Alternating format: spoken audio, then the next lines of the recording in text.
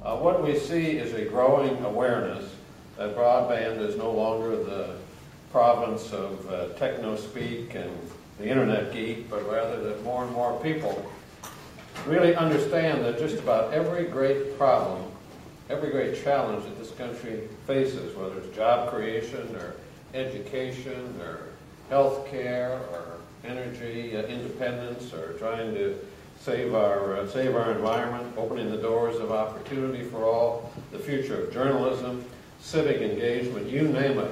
Every one of those challenges has a broadband component at its core if it's going to be successfully dealt with. I certainly think we can assess qualitative cost of digital exclusion. We heard Commissioner Copps speak very eloquently about the importance of an internet accessible to all.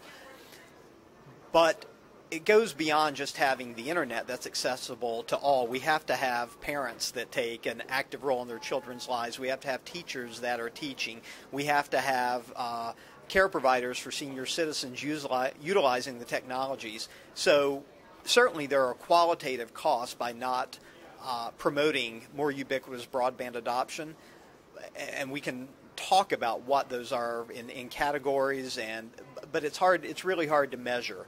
We can talk about the potential economic cost and lost jobs cost when we look at, well, what happens if we just stick with the status quo? If we don't get more people with disabilities online or more senior citizens online, what opportunities are lost? So there we can try and reach some quantitative measure, but again, it's a tough issue. I think we're still learning about the cost of people not being online, but it's undeniably more expensive when you look at banking transactions and a whole series of other transactions. It's clear that it costs more to transact face-to-face than it does online, but there are other hidden costs of people not being online, and where some companies require people to apply for jobs online, and there's just an access to a whole world. If you're not online, you're not plugged into it. So going in, our first premise has to be that we will no longer tolerate having digital divides between haves and have-nots, between those living in big cities and the rural countryside or on Indian lands, between the able-bodied or persons with disabilities.